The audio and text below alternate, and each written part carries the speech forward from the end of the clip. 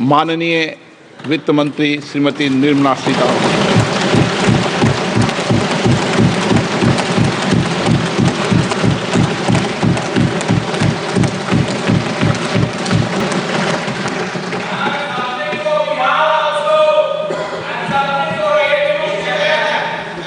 Honorable Speaker, I present the budget for 24-25. Introduction. The people of India have reposed their faith in the government led by Honorable Prime Minister Shri Narendra Modi and re-elected it for a historic third term under his leadership.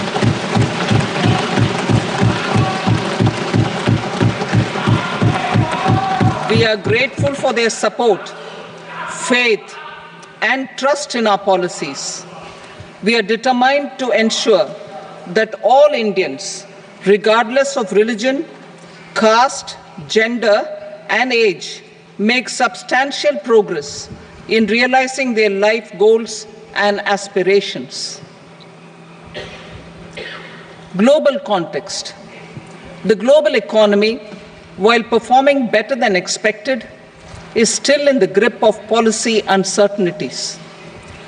Elevated asset prices, political uncertainties, and shipping disruptions continue to pose significant downside risks for growth and upside risks to inflation.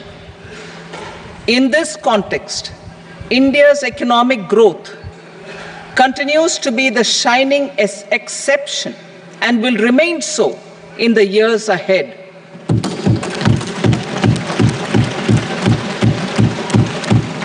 India's inflation continues to be low, stable, and moving towards the 4% target. Core inflation, that is non-food and non-fuel, currently is 3.1%.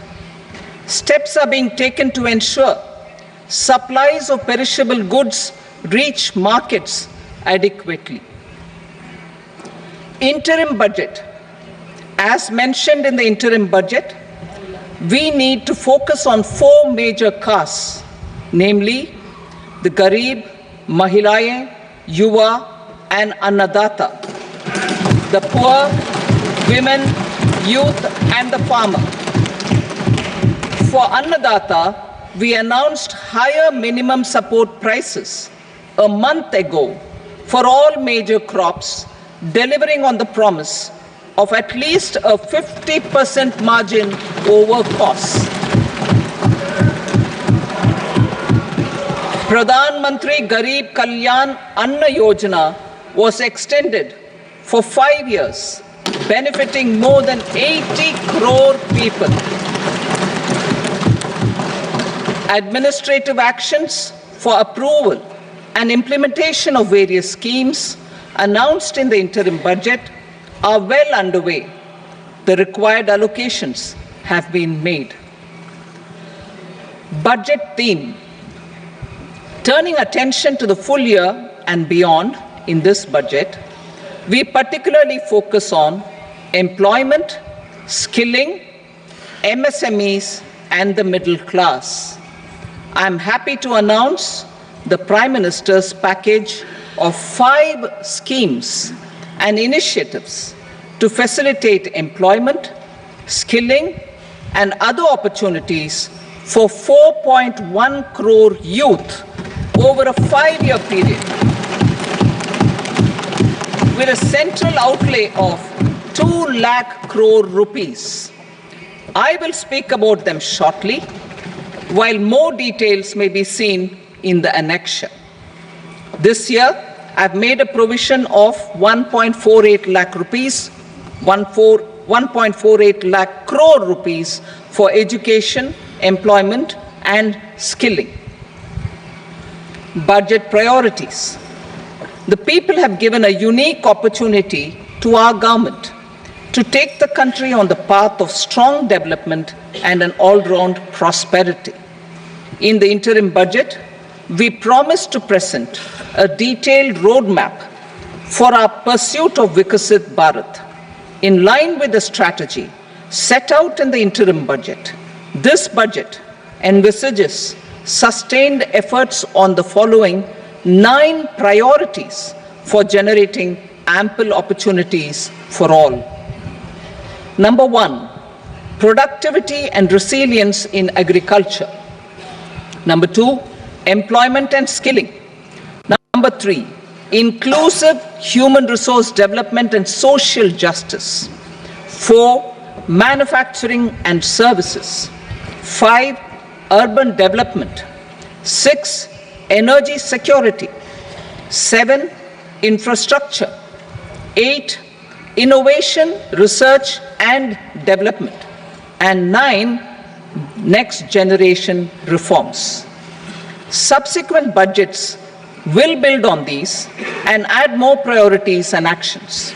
A more detailed formulation will be carried out as part of the economic policy framework about which I will speak later in this speech. This budget details some of the specific actions to be initiated in the current year towards fulfillment of these priorities, with potential for transformative changes.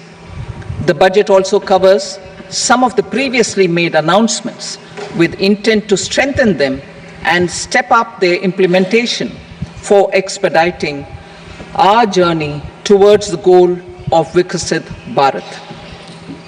Priority 1, productivity and resilience in agriculture. Transforming agricultural research. Our government will undertake a comprehensive review of the agricultural research setup to bring the focus on raising productivity and developing climate-resilient varieties.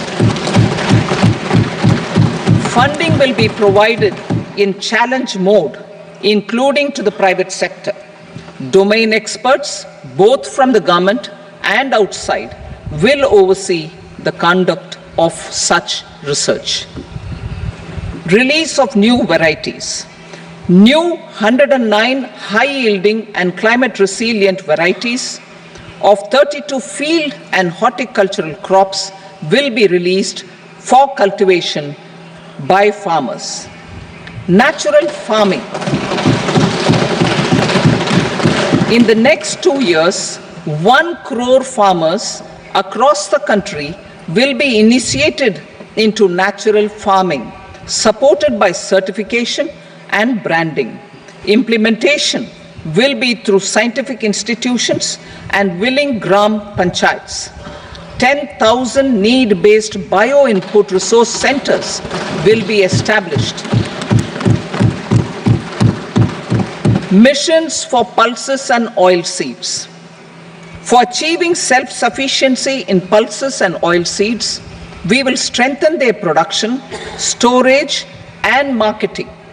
As announced in the interim budget, a strategy is being put in place to achieve Atmanirbharta for oil seeds such as mustard, groundnut, sesame, soybean, and sunflower. Vegetable production and supply chains. Large-scale clusters for vegetable production will be developed closer to major consumption centers. We will promote farmer-producer organizations, cooperatives, and startups for vegetable supply chains, including for collection and storage and marketing. Digital public infrastructure for agriculture.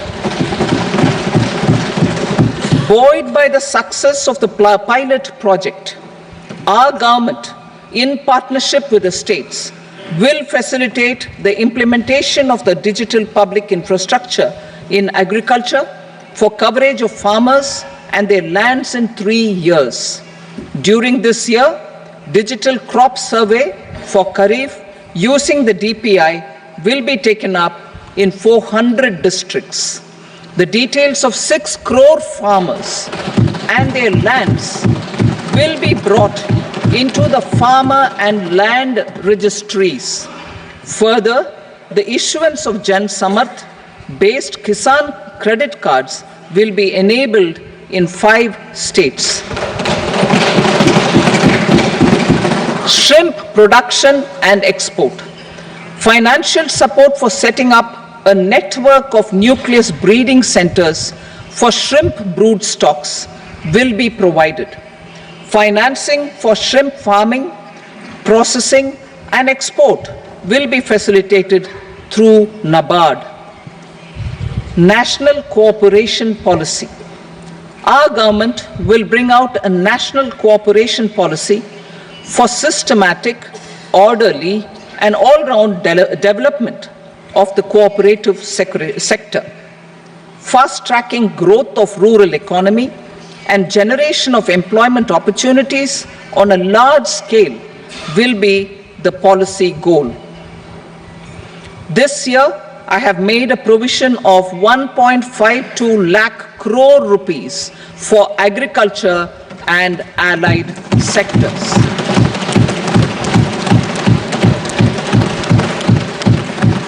Priority 2, employment and skilling. Employment-linked incentive. Our government will implement following 3 schemes for employment-linked incentive as part of the Prime Minister's package. These will be based on enrollment in the EPFO and focus on recognition of first-time employees and support to employees and employers. Scheme A, first-timers. This scheme will provide 1 month wage to all persons newly entering the workforce in all formal sectors.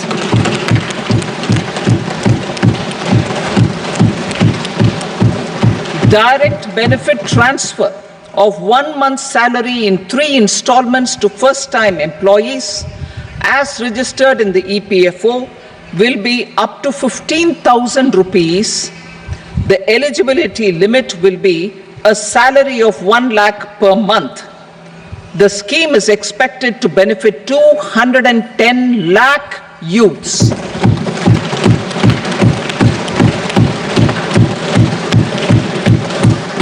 Scheme B, job creation in manufacturing. This scheme will incentivize additional employment in the manufacturing sector linked to the employment of first-time employees. An incentive will be provided at specified scale directly both to the employee and the employer with respect to the EPFO contribution in the first 4 years of employment. The scheme is expected to benefit 30 lakh youth entering employment and their employers.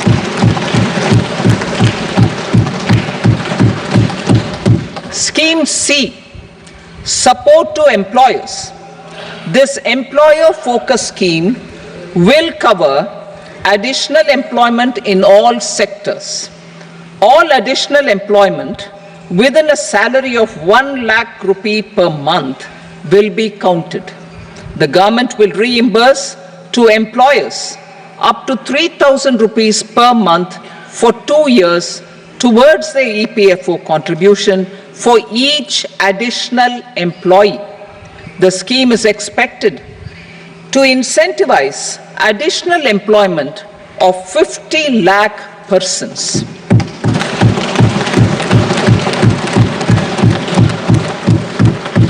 Participation of women in the workforce. We will facilitate higher participation of women in the workforce through setting up of working women hostels in collaboration with industry and establishing creches. In addition, the partnership will seek to organize women-specific skilling programs and promotion of market access for women SHG enterprises. Skilling program. I'm happy to announce a new centrally sponsored scheme as the 4th scheme under the Prime Minister's package for skilling in collaboration with state governments and industry. 20 lakh youth will be skilled over a 5-year period.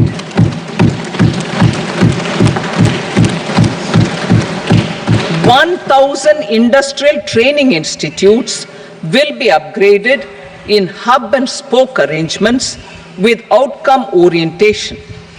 Course content and design will be aligned to the skill needs of industry, and new courses will be introduced for emerging needs. Skilling loans. The model skill loan scheme will be revised to facilitate loans up to 7.5 lakh rupees with a guarantee from a government-promoted fund. This measure is expected to help 25,000 students every year.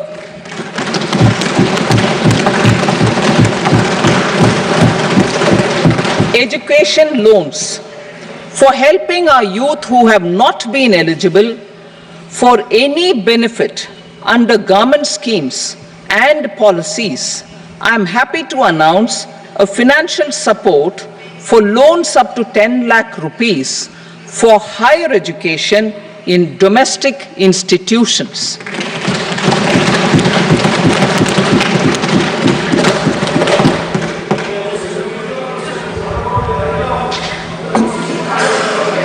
E-vouchers for this purpose. E-vouchers for this purpose will be given directly to 1 lakh students every year for annual interest subvention of 3% of the loan amount. Priority 3, inclusive human resource development and social justice. Saturation approach. Our government is committed to all-round, all-pervasive and all-inclusive development of people, particularly farmers, youth, women, and the poor. For achieving social justice comprehensively, the saturation approach of covering all eligible people through various programs, including those for education and health, will be adopted to empower them by improving their capabilities. Implementation of schemes meant for supporting economic activities by craftsmen, artisans, self-help groups, scheduled caste, scheduled tribe, and women entrepreneurs and street vendors such as the PM Vishwakarma, PM Swanidhi, National Livelihood Missions, and Stand Up India will be stepped up. Purvodaya. The states in the eastern part of the country are rich in endowments and have strong cultural traditions. We will formulate a plan, Purvodaya, for the all-round development of the eastern region of the country, covering Bihar, Jharkhand, West Bengal, Odisha, and Andhra Pradesh. This will cover human resource development, infrastructure, and generation of economic opportunities to make the region an engine to attain Vikasit Bharat. On the Amritsar-Kolkata industrial corridor, we will support development of an industrial node at Gaya. This corridor will catalyze industrial development of the eastern region. The industrial node at Gaya will also be a good model for developing our ancient centers of cultural importance into future centers of modern economy. This model shall showcase Vikas B, Virasat B in our growth trajectory. We will also support development of road connectivity projects, namely 1. Patna-Purnia Expressway, 2. Buxar-Bhagalpur Expressway, 3. Bodh Gaya, Rajgir, Vaishali and Darbhanga spurs, and 4.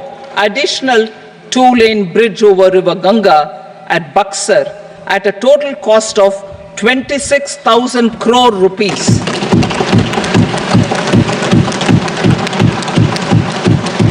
Power projects, including setting up of a new 2,400 megawatt power plant at Pir Painti, will be taken up at a cost of 21,400 crore rupees. New airports, medical colleges, and sports infrastructure in Bihar will be constructed. An additional allocation to support capital investments will be provided. The requests of Bihar government for external assistance from multilateral development banks will be expedited.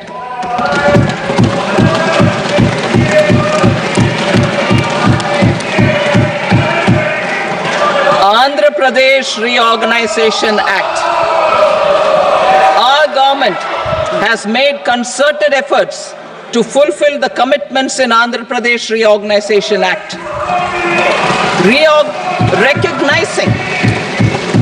Recognizing the state's need for the capital, recognizing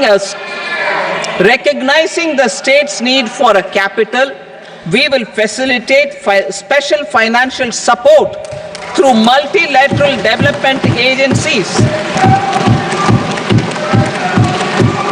In the current financial year, 15,000 crore rupees will be arranged with additional amounts in future years.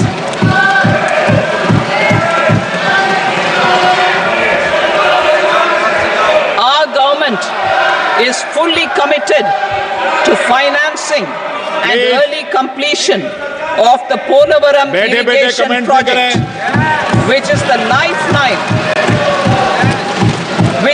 lifeline for Andhra Pradesh and its farmers. This will facilitate our country's food security as well. Under the Andhra Pradesh Reorganization Act, for promoting industrial development, funds will be provided for essential infrastructure such as water, power, railways, and roads. In Kopparthi node on the Visakhapatnam-Chennai Industrial Corridor and Varavakal node on the Hyderabad-Bangalore Industrial Corridor. An additional allocation will be provided this year towards capital investment for economic growth.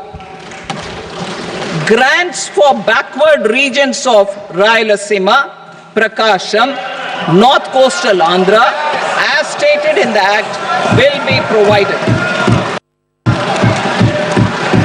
PM Awas Yojana.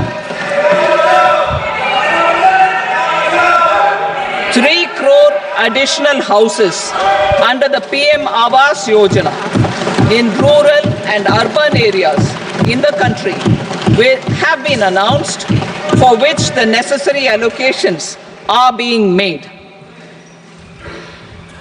Women-led development. For promoting women-led development, the budget carries an allocation of more than 3 lakh crore for schemes benefiting women and girls. This signals our government's commitment for enhancing women's role in economic development. Pradhan Mantri Janjatiya Unnat Gram Abhiyan. For improving the socio-economic condition of tribal communities, we will launch the Pradhan Mantri Janjatiya Unnat Gram Abhiyan by adopting saturation coverage for tribal families in tribal majority villages and aspirational districts.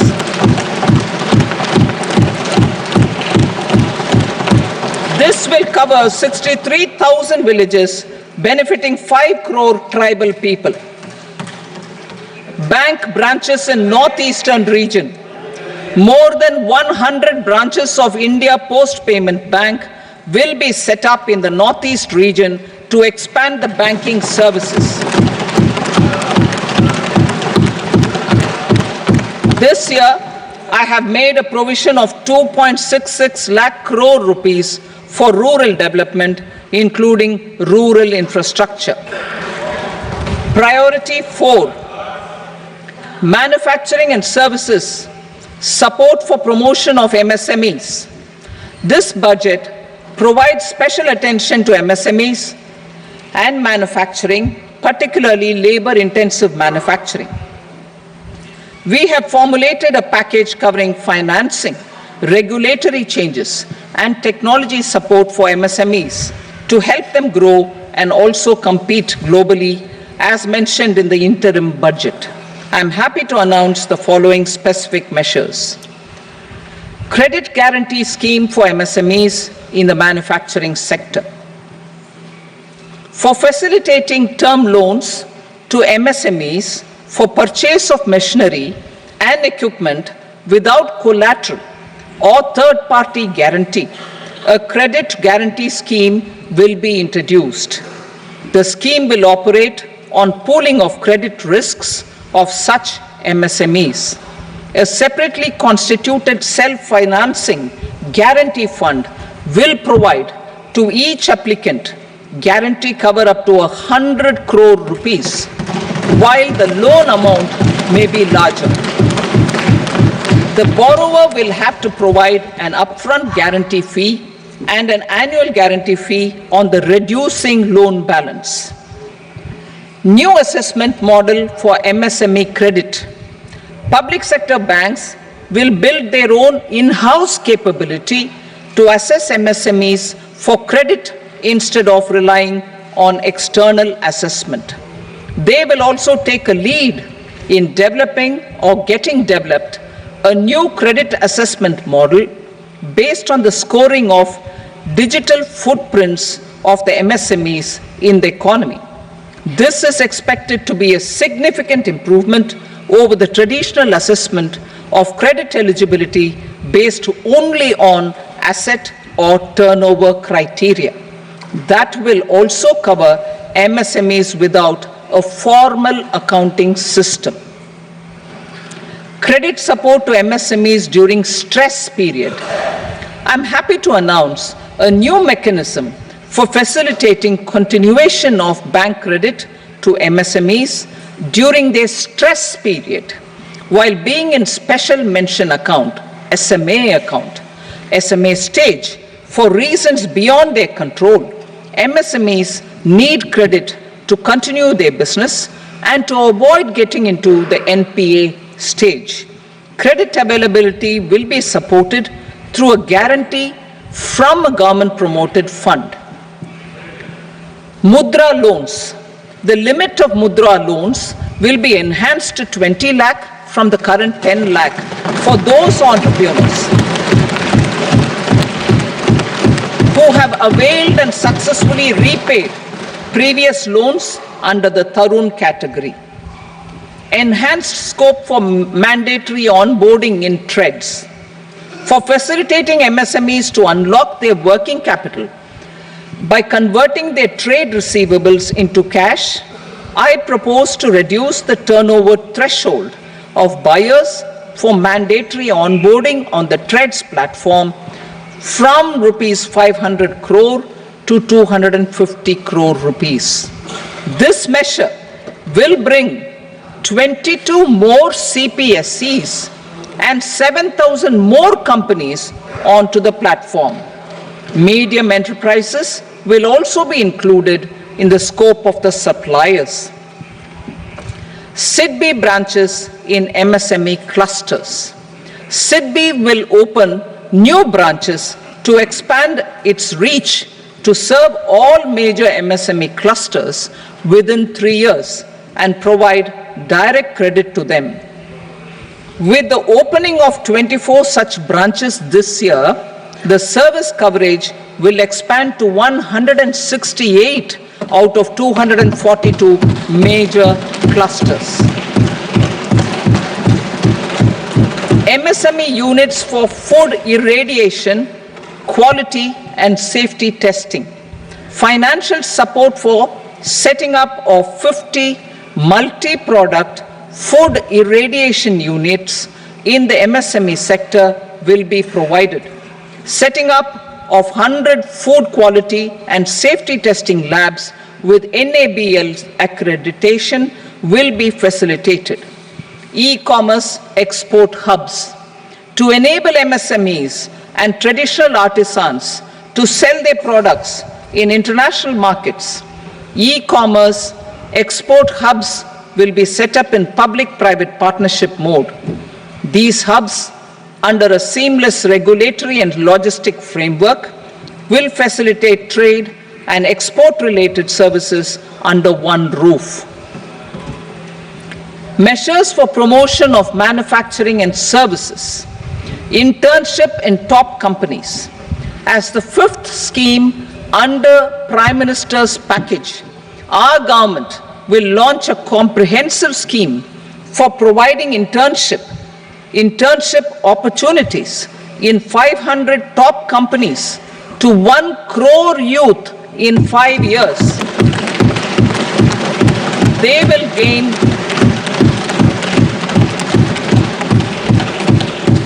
will gain exposure for 12 months to real-life business environment, varied professions, and employment opportunities.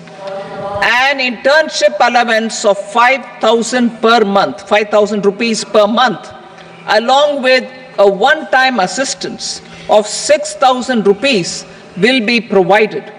Companies will be expected to bear the training cost and 10% of their internship cost from their CSR funds. Industrial parks. Our government will facilitate development of investment-ready, plug-and-play industrial parks with complete infrastructure in or near 100 cities in partnership with the states and private sector by better using town planning schemes. 12 industrial parks under the National Industrial Corridor Development Program also will be sanctioned.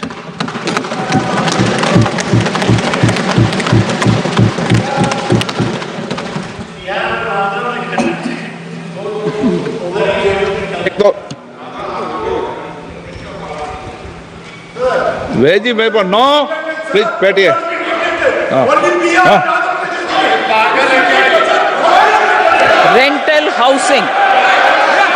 Rental housing with dormitory type accommodation for industrial workers will be, just 1 minute. Rental housing, I repeat, rental housing with dormitory type accommodation for industrial workers will be facilitated in PPP mode with VGF support and commitment from anchor industries. Shipping industry, ownership, leasing, and flagging reforms will be implemented to improve the share of Indian shipping industry and generate more employment. Critical mineral mission. We will set up a critical mineral mission for domestic production, recycling of critical minerals, and overseas acquisition of critical mineral assets. Its mandate will include technology development, skilled workforce, extended producer responsibility framework, and a suitable financing mechanism. Offshore mining of minerals. Our government will launch the auction of the first tranche of offshore blocks for mining, building on the exploration already carried out. Digital public infrastructure applications. Turning to the services sector, I propose development of DPI applications at population scale for productivity gains, business opportunities, and innovation by the private sector. These are planned in the areas of credit, e-commerce, education, health, law and justice, logistics, MSME service delivery, and urban governance. Integrated technology platform for IBC ecosystem. An integrated technology platform will be set up for improving the outcomes under the Insolvency Bankruptcy Code for achieving consistency, transparency, timely processing, and better oversight for all stakeholders. Voluntary closure of LLPs. The services of the Center for Processing Accelerated Corporate Exit, CPACE, will be extended for voluntary closure of LLPs to reduce the closure times. National Company Law Tribunals. the IBC has resolved more than 1,000 companies, resulting in direct recovery of 3.3 lakh crore to creditors. 3.3 lakh crore rupees to creditors. In addition, 28,000 cases involving over 10 lakh crore rupees have been disposed of even prior to admission. Appropriate changes to the IBC, reforms and strengthening of the tribunal and appellate tribunals will be initiated to speed up insolvency resolution. Additional tribunals will be established. Out of those, some will be notified to decide cases exclusively under the Companies Act. Debt recovery. Steps for reforming and strengthening debt recovery tribunals will be taken. Additional tribunals will be established to speed up recovery. Priority 5, urban development. Cities as growth hubs. Working with states, our government will facilitate development of cities as growth hubs. This will be achieved through economic and transit planning and orderly development of peri-urban areas utilizing town planning schemes. Creative redevelopment of cities. For creative brownfield redevelopment of existing cities with a transformative impact, our government will formulate a framework for enabling policies, market-based mechanisms, and regulation. Transit-oriented development. Transit-oriented development plans for 14 large cities with a population above 30 lakh will be formulated, along with an implementation and financing strategy. Urban housing. Under the PM Awas Yojana, Urban 2.0, housing needs of 1 crore urban poor and middle-class families will be addressed with an investment of 10 lakh crore rupees. This will include the central assistance of 2.2 lakh crore rupees in the next 5 years. A provision of interest subsidy to facilitate loans at affordable rates is also envisaged. In addition, enabling policies and regulations for efficient and transparent rental housing markets with enhanced availability will also be put in place. Water supply and sanitation. In partnership with state governments and multilateral development banks, we will promote water supply, sewage treatments, and solid waste management projects and services for 100 large cities through bankable projects. These projects will also envisage use of treated water for irrigation and filling up of tanks in nearby areas. Street markets. Building on the success of PM Swanidhi scheme in transforming the lives of street vendors, our government envisions a scheme to support each year over the next 5 years the development of 100 weekly hearts or street food hubs in select cities. Stamp duty. We will encourage states which continue to charge high stamp duty to moderate the rates for all and also consider further lowering duties for properties purchased by women. This reform will be made an essential component of urban development schemes. Priority 6, energy security, energy transition. In the interim budget, I had announced our strategy to sustain high and more resource-efficient economic growth, along with the energy security in terms of availability, accessibility, and affordability. We will bring out a policy document on appropriate energy transition pathways that balances the imperatives of employment, growth, and environmental sustainability. PM Surya Ghar Muft Bijli Yojana. PM Surya Ghar Muft Bijli Yojana. In line with the announcement in the interim budget,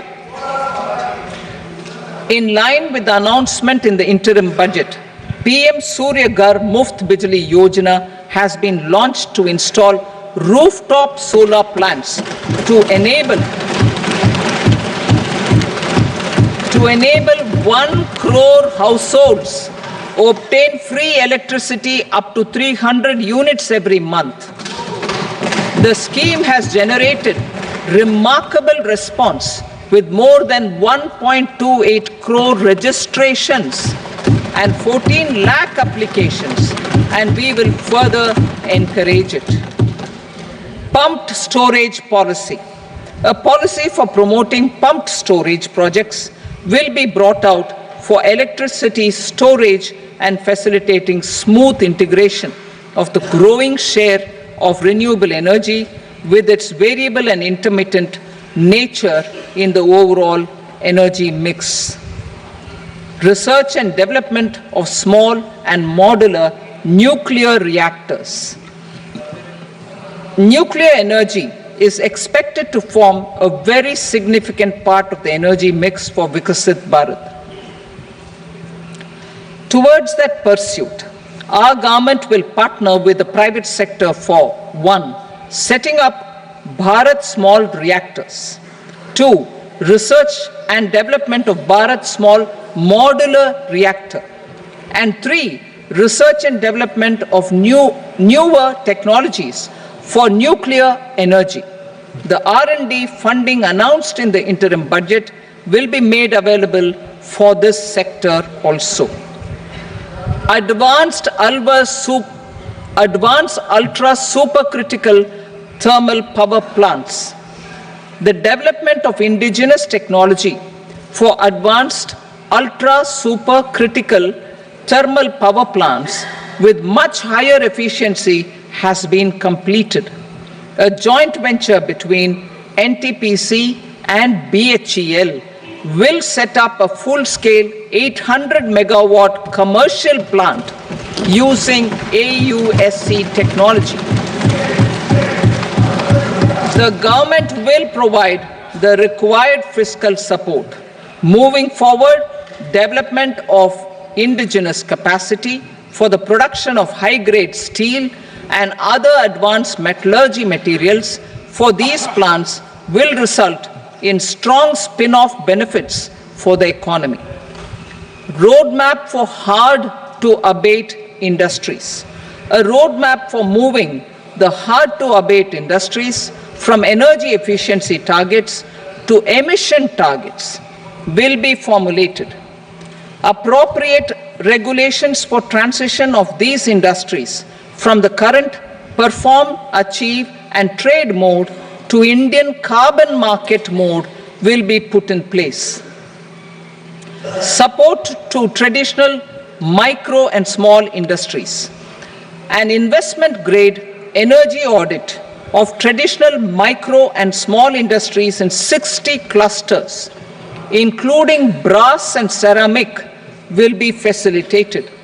Financial support will be provided for shifting them to cleaner forms of energy and implementation of energy efficiency measures.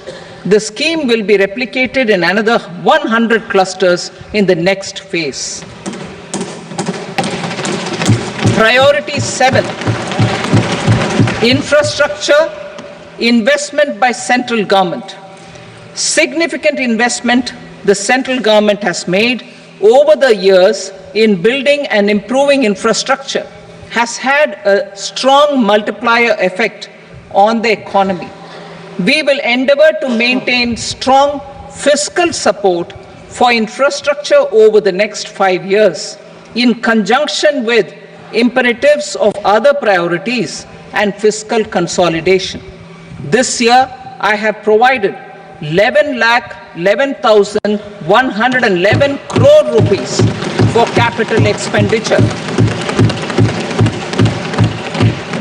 This would be 3.4% of our GDP.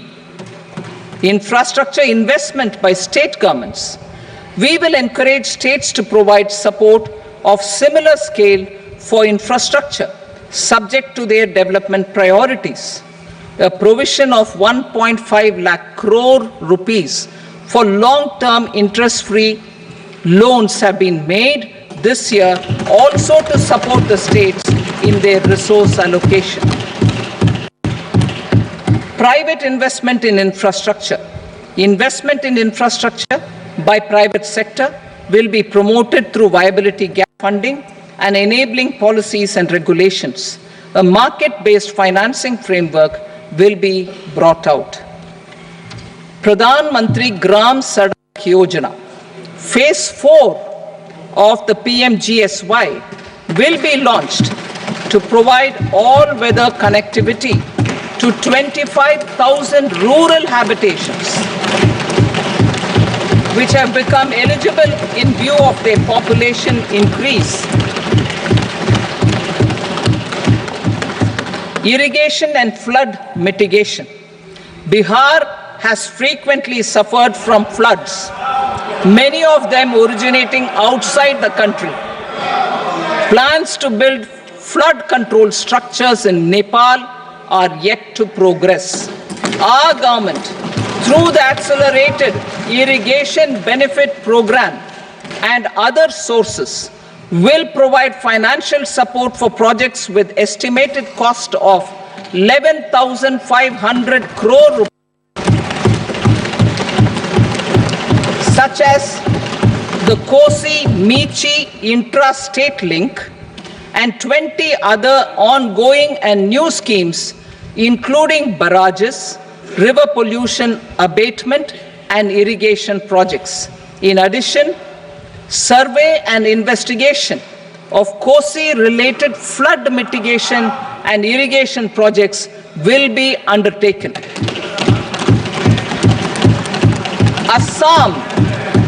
Assam grapples with floods every year by the Brahmaputra River and its tributaries originating outside India. We will provide assistance to Assam for flood management and related projects.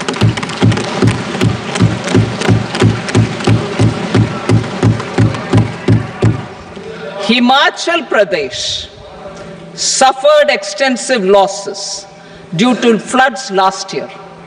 Our government will provide assistance to the state for reconstruction and rehabilitation through multilateral development assistance.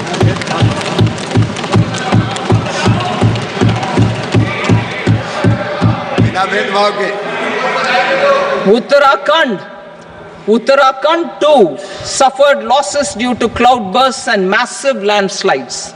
We will provide assistance to the state. Recently, Sikkim witnessed devastating flash floods and landslides that wreaked havoc across the state.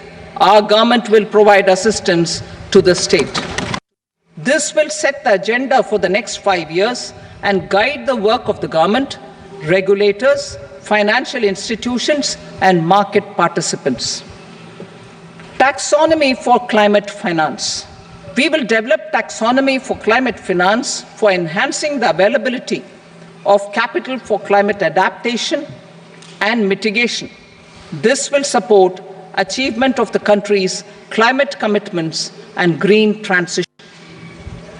Variable capital company structure.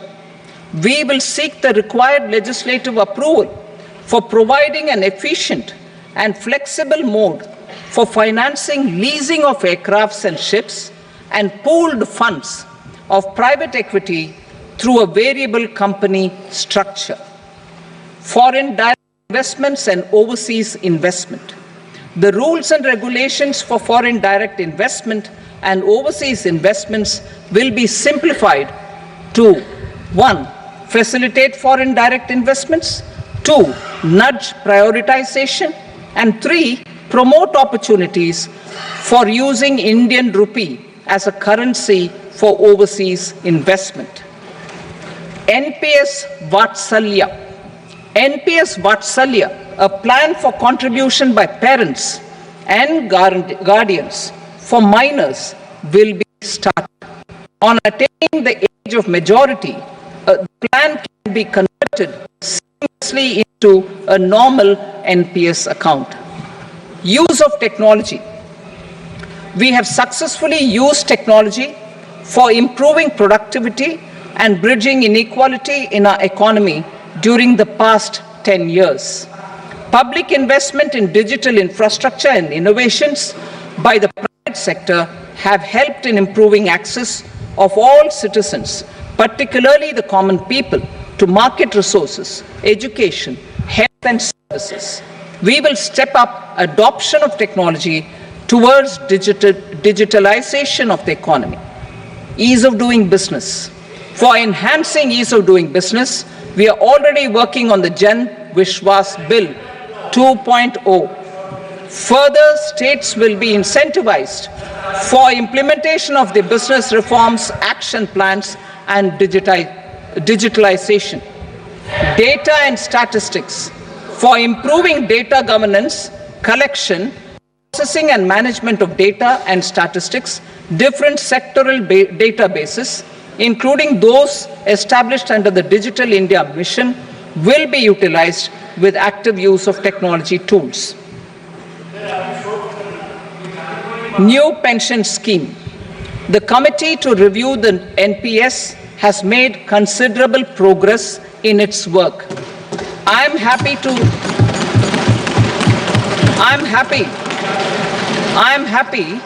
that the staff side of the National Council of the Joint Consultative Machinery for Central Government Employees has taken a constructive approach. A solution will be evolved which addresses the relevant issues while maintaining fiscal prudence to protect the common citizens. Budget estimates for 24-25. For the year 24-25, total receipts other than borrowings and the total expenditure are estimated at 32.07 lakh crore rupees and 48.21 lakh crore rupees respectively.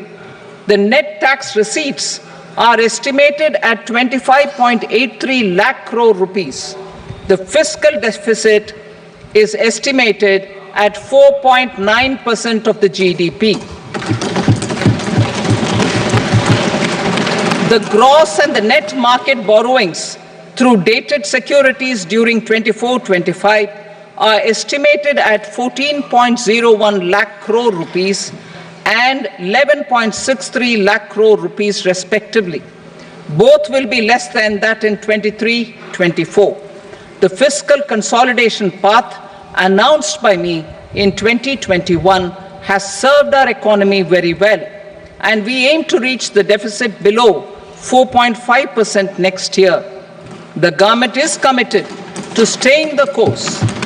From 2026-27 onwards, our endeavor will be to keep the fiscal deficit each year such that the central government's debt will be on a declining path as percentage of GDP.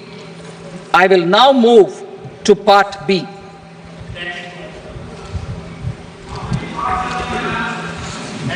Indirect taxes. Sir, I start with GST. It has decreased tax incidence on the common man, reduced compliance burden and logistics cost for trade and industry, and enhanced revenues of the central and the state governments. It is a success of vast proportions. To multiply the benefits of GST, we will strive to further simplify and rationalize the tax structure and endeavor to expand it to the remaining sectors. My proposals for customs duties intend to support domestic manufacturing, deepen local value addition, promote export competitiveness, and simplify taxation while keeping the interest of the general public and consumers surmount. In Budget 22-23, we reduced the number of customs duty rates. I propose to undertake a comprehensive review of the rate structure over the next 6 months to rationalize and simplify it for ease of trade, removal of duty inversion, and reduction of disputes. I shall now take up sector-specific customs duty proposals. Medicine and medical equipments. To provide relief to cancer patients, I propose to fully exempt 3 more medicines from customs duties.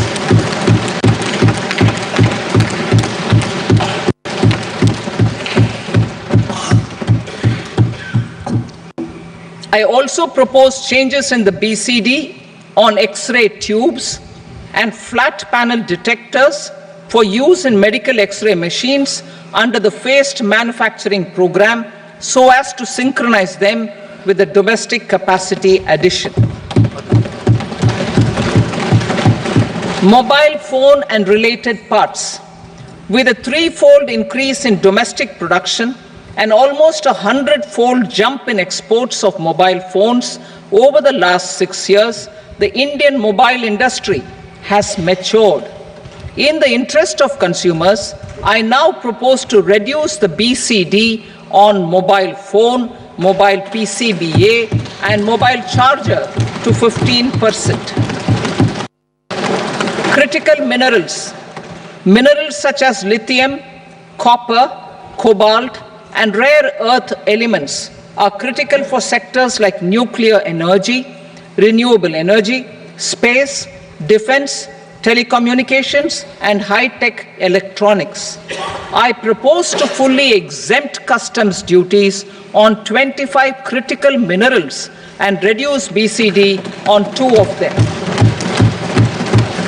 This will provide a major fillip to the processing and refining of such minerals and help secure their availability for these strategic and important sectors. Solar energy. Energy transition is critical in the fight against climate change. To support energy transition, I propose to expand the list of exempted capital goods for use in the manufacture of solar cells and panels in the country. Further, in view of sufficient domestic manufacturing capacity of solar gas, glass, and tinned copper interconnect, I propose not to extend the exemption of custom duties provided to them. Marine products. India's seafood exports in the last financial year touched an all-time high of more than 60,000 crores of rupees. Frozen shrimp accounted for about 2/3 of these exports. To enhance their competitiveness, I propose to reduce BCD on certain broodstock, polychaete worms, shrimp, and fish feed to 5%. I also propose to exempt customs duty on various inputs for manufacture of shrimp and fish feed. Leather and textile. Similarly, to enhance the competitiveness of exports in the leather and textile sectors, I propose to reduce BCD on real down-filling material from duck or goose. I am also making additions to the list of exempted goods for manufacture of leather and textile garments, footwear, and other leather articles for export. To rectify inversion in duty, I propose to reduce BCD subject to conditions on methylene diphenyl diisocyanate MDI for manufacture of spandex yarn from 7.5 to 5%. Furthermore, the export duty structure on raw hides, skin, and leather is proposed to be simplified and rationalized. Precious metals. To enhance domestic value addition in gold and precious metal jewelry in the country, I propose to reduce customs duties on gold and silver to 6% and that of platinum to 6.4%. Other metals. Steel and copper are important raw materials. To reduce their cost of production, I propose to remove the BCD on ferronickel and blister copper. I am also continuing with nil BCD on ferrous scrap and nickel cathode and concessional BCD of 2.5% on copper scrap. Electronics. To increase value addition in the domestic electronics industry, I propose to remove the BCD subject to conditions on oxygen-free copper for manufacture of resistors. I also propose to exempt certain parts for manufacture of connectors.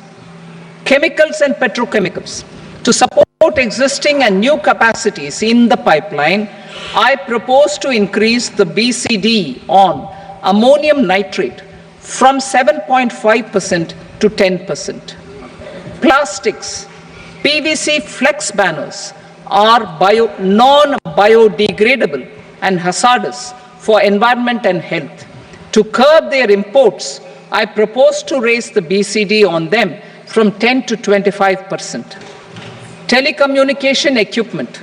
To incentivize domestic manufacturing, I propose to increase the BCD from 10 to 15% on PCBA of specified telecom equipment. Trade facilitation. To promote domestic aviation and boat and ship MRO, I propose to extend the period for export of goods imported for repairs from 6 months to 1 year. I'll read that again. To promote domestic aviation and boat and ship maintenance, repair and operations, I propose to extend the period for export of goods imported for repairs from 6 months to 1 year. In the same vein, I propose to extend the time limit for re-import of goods for repairs under warranty from 3 to 5 years. I now move to direct taxes. We will continue our efforts to simplify taxes, improve taxpayer services, provide tax certainty, and reduce litigation while enhancing revenues for funding the development and welfare schemes of the government. It has been our endeavor to simplify taxation. We have taken a number of measures in the last few years, including introduction of simplified tax regimes without exemptions and deductions for corporate tax and for personal income tax. This has been appreciated by taxpayers. 58% of corporate tax came from the simplified tax regime in the financial year 22-23. Similarly, as per data available till now, for the last fiscal, more than 2/3 have availed the new personal income tax regime. Comprehensive review of the Income Tax Act. I am now announcing a comprehensive review of the Income Tax Act 1961. The purpose is to make the Act concise, lucid, easy to read and understand. This will reduce disputes and litigation, thereby providing tax certainty to the taxpayers. I will also bring down the demand embroiled in litigation. It is proposed to be completed in 6 months. A beginning is being made in the finance bill by simplifying the tax regime for charities, TDS rate structures, provisions of reassessment and such provisions, and capital gains taxation. Simplification for charities and TDS. Two tax exemption regimes. The two tax exemption regimes for charities are proposed to be merged into one. The 5% TDS rate on many payments is being merged into the 2% TDS rate, and the 20% TDS rate on repurchase of units by mutual funds or UTI is being withdrawn. TDS rate on e-commerce operators is proposed to be reduced from 1 to 0.1%. Moreover, credit of TCS is proposed to be given in the TDS to be deducted on salary. Further, I propose to decriminalize pay for payment of TDS up to the due date of filing statement for the same. I also plan to provide a standard operating procedure for tedious defaults and simplify and rationalize the compounding guidelines for such defaults. Simplification of reassessment. I propose to thoroughly simplify the provisions for reopening and reassessment. An assessment hereinafter can be reopened beyond 3 years from the end of the assessment year only if the escaped income is 50 lakh rupees or more, up to a maximum period of 5 years from the end of the assessment year. Even in such cases, a time limit of 6 years before the year of the search, as against the existing time limit of 10 years, is being proposed.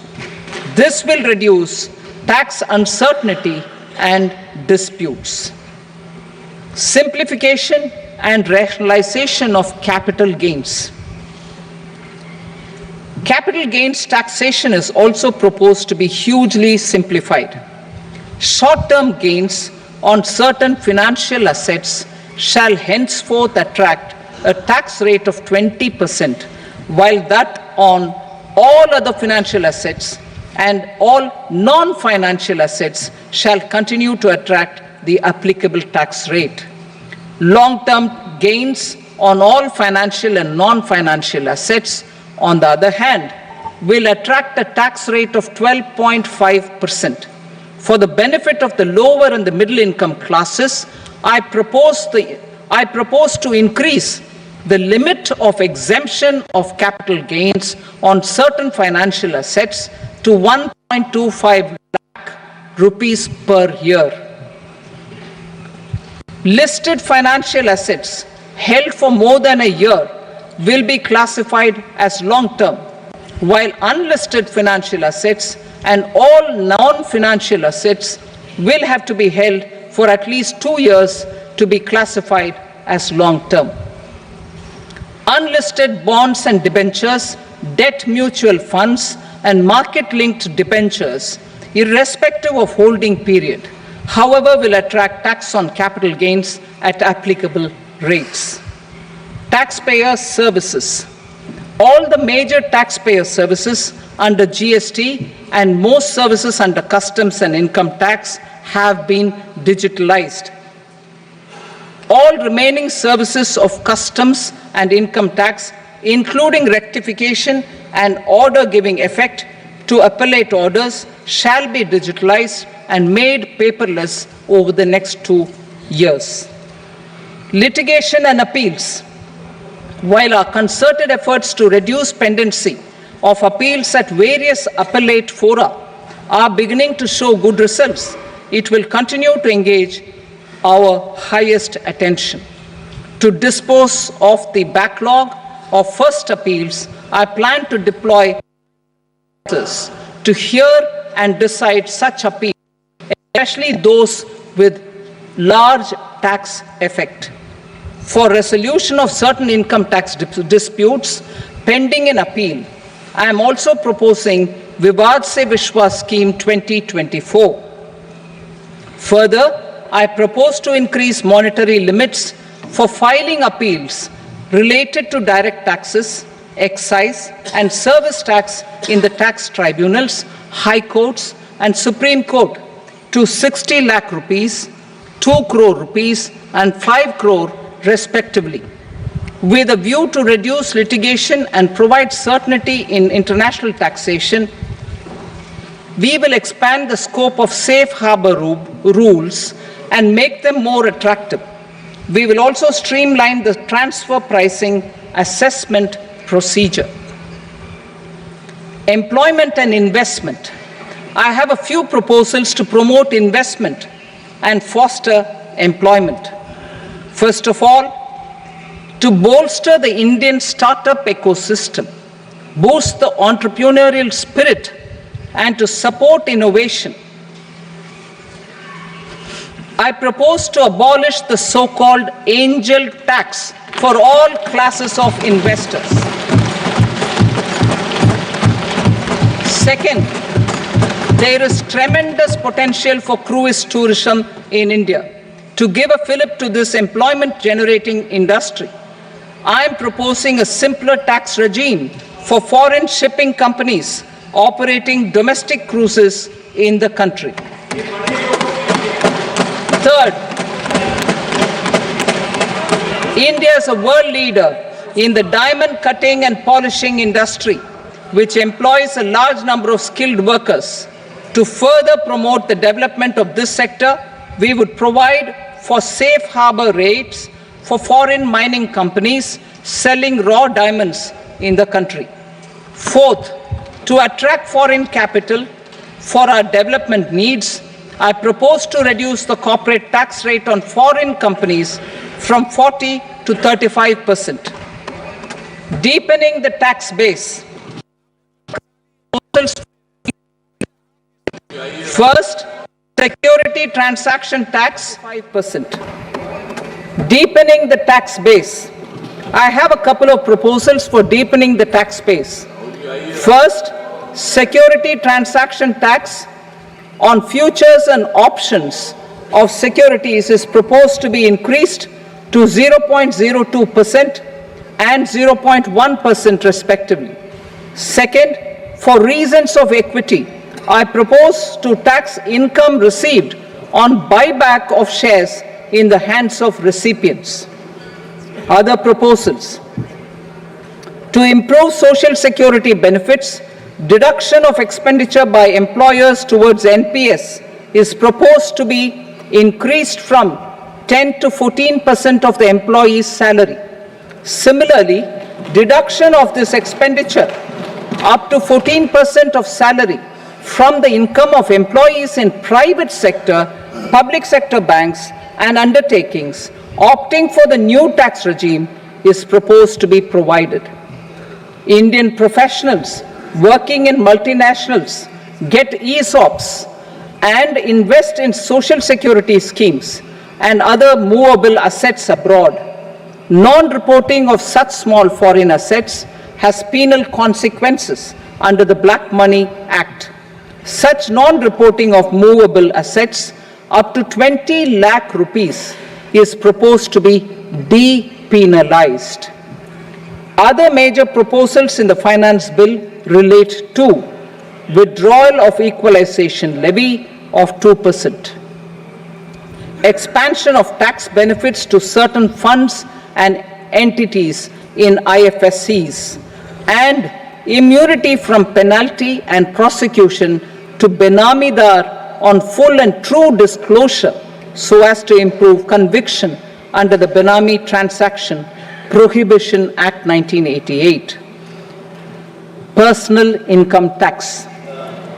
Coming to personal income tax rates, I have two announcements to make for those opting for the new tax regime.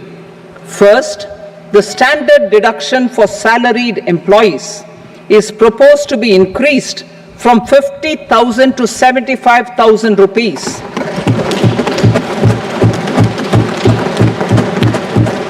Similarly, deduction on family pension for pensioners is proposed to be enhanced from 15,000 to 25,000 rupees. This will provide relief to about 4 crore salaried individuals and pensioners.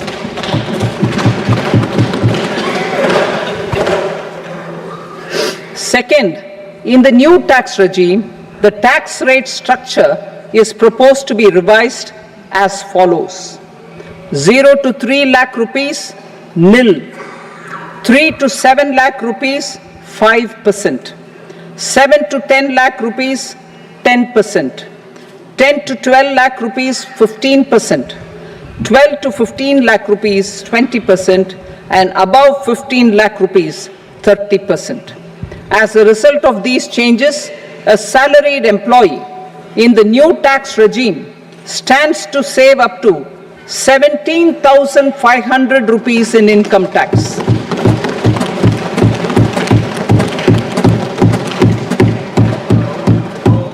Apart from these, I am also making some other changes as given in the annexure.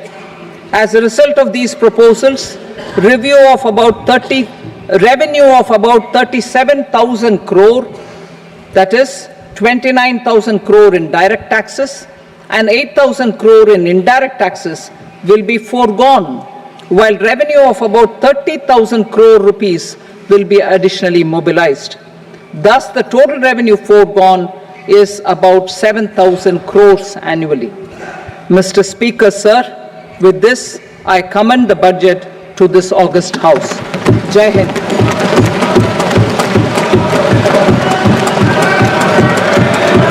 Item number 2. Item number 2.